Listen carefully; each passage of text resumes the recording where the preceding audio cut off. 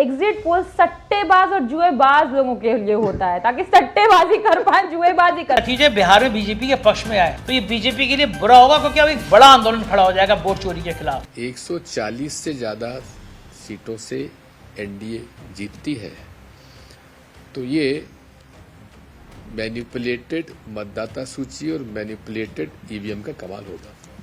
कहां चूक गया विपक्ष, वोट बदलाव का या नीतीश के बचाव का? मतलब बिहार चुनाव के नतीजे अब एआई नहीं कि एग्जिट पोल के आंकड़े देखते ही विपक्ष के प्रवक्ता और उनके चाटुकार पत्रकार तिलमिला से गए हैं। आप लोग सीट की पेटियां बांध लें, क्योंकि कल बिहार चुनाव के नतीजे आते ही ये आउटरीच और बढ़ने वाला है। ईवीएम हैक हो गई, भाजपा सरकार ने वोट की चोरी कर दी, बैलेट पेपर पर वोटिंग होनी चाहिए, भाजपा नेता दो जगह वोट डाल रहे हैं।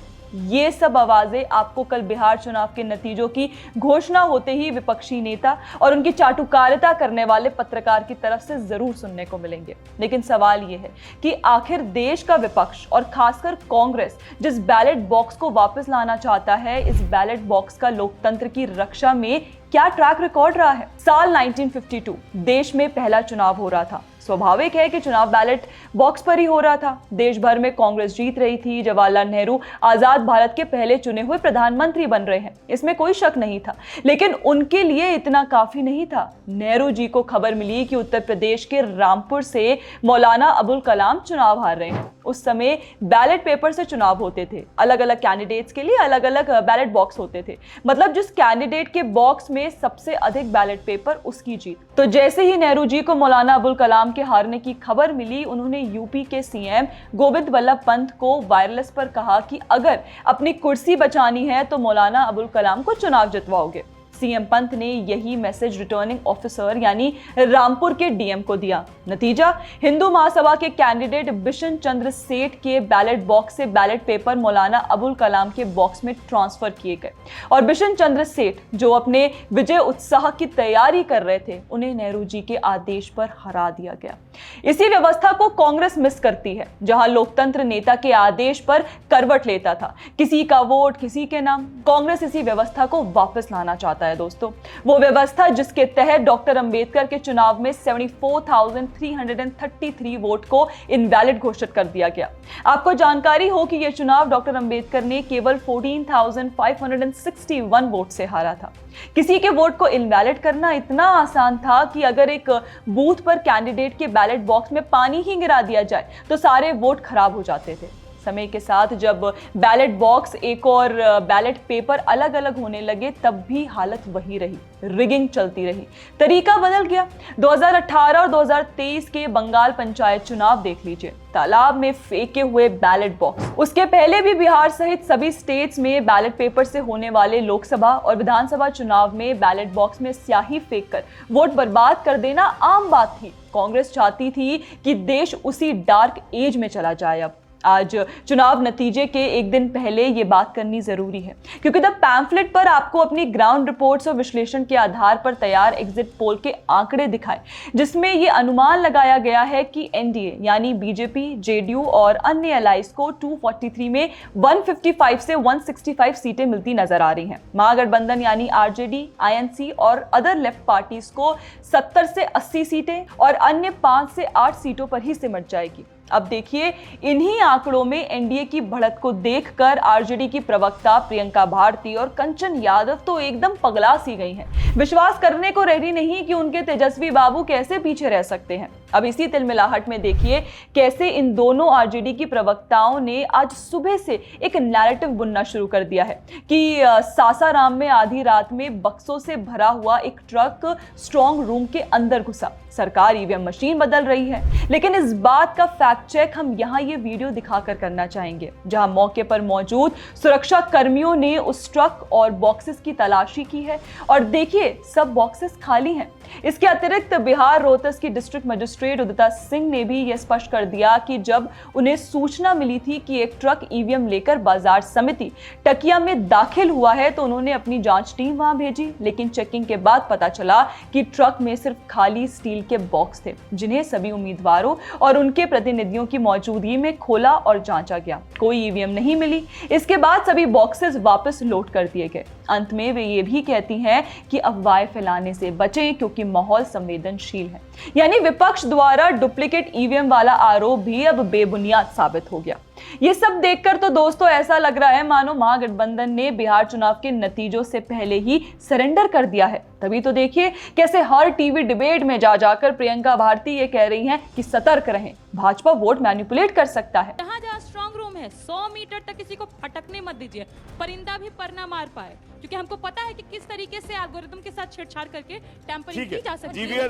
लेकिन मोहतरमा, क्या आप ये बात जानती हैं कि जब बिहार में ईवीएम्स आए तो सबसे ज्यादा किस चीज में कमी आई? चुनावी लूट में। जी हां, वही लूट जो बैलेट बॉक्स के जमाने में खुलेआम होती थी। दोस्तों, ईवीएम और बैलेट पेपर की डिबेट को लेकर हम अपने आंकड़े आपको वीडियो में आगे चलकर बताएंगे, लेकिन उससे पहले आपको यहां जरा कुछ और नमूनों के उदाहरण दिखा देते हैं। प्रोपेगेंडाधारी मीडिया चैनल 4 PM दोस्तों देखिए कैसे यहां महागठबंधन की हार को लेकर रोना गाना कर रहा है। अपने चैनल पर ऐसे लोगों को जगह दे रहा है जो कह रहे हैं कि अगर बिहार चुनाव में महागठबंधन हारी तो समझो घोर बेईमानी हुई है, क्योंकि जनता ने तो तेजस्वी यादव को वोट किया है। अगर महागठबंधन का सरकार नहीं बनती है, इसका माने इतनी घोर बेईमानी हुई है। मतलब अगर विपक्ष चुनाव जीत जाए तो चुनाव आयोग निष्पक्ष, लेकिन अगर वो हार जाए तो वोटों की धांधलेबाजी हुई है। ये कौन सा नैरेटिव है भाई? वैसे यहाँ कांग्रेस नेता दिग्विजय सिंह भी कुछ सेम ही भाषा में बोलते नजर आए कि अगर एनडीए बिहार में 140 से अधिक सीटें जीतता है तो ये फर्जी मतदाता सूची और ईवीएम का कमाल होगा। मतलब ये कौन से लॉजिक का इस्तेमाल कर रहे हैं कांग्रेसी इकोसिस्टम? मतलब कोई चुनाव हार जाओ तो ईवीएम हैक का रोना गाना शुरू कर दो कि भाई सरकार ने तो छेड़छानी की है। पर क्या ये लोग इतनी सिंपल सी बात नहीं समझते कि ईवीएम आ जाने के बाद रिगिंग पर सीधा लगाम लग गया? अब कोई एक समय में सिर्फ एक ही वोट दे सकता है। ईवीएम में किसी को पकड़कर बटन दबाना या वोट छीन लेना इतना आसान नहीं रहा। इससे मैसिव रिगिंग खासकर बिहार जैसे राज्यों में लगभग खत्म हो गई। और ये बात कोई अटकलबाजी नहीं, हर चुनाव के डेटा में साफ दिखता है कि ईवीएम्स के आ जाने के बाद चुनावी हिंसा और धांधली में बड़ी गिरावट आई है। 2017 की एक रिपोर्ट का हवाला देते हुए आपको अगर कुछ स्टैटिस्टिक्स दिखाऊं तो ईवीएम के आने के बाद बूथ कैप्चरिंग इंसिडेंट्स एकदम शून्य हो चुके हैं। 90 से 100% गिरावट। देखिए, ईवीएम में प्रति मिनट 5 वोटों की सीमा होती है, जिससे स्टफिंग अप्रभावी हो जाती है। यानी 2 घंटे में केवल 90 वोट संभव होते हैं, जबकि बैलेट पेपर यानी कागज पर हजारों वोट संभव होते हैं। अगर मैं बिहार स्पेसिफिक आंकड़े बताऊं तो 1967 से लेकर 2000 के दशक तक राज्य जंगल राज और बूथ कैप्चरिंग के लिए बदनाम रहा, जहां गुंडे मतदाताओं को डराकर या खुद ही मतपेटियों में सैकड़ों वोट मिनटों में भर देते थे। नतीजा ये हुआ कि 1990 में जहां मतदान प्रतिशत 62% था, वही 2005 तक यह गिरकर सिर्फ 45.85% रह गया।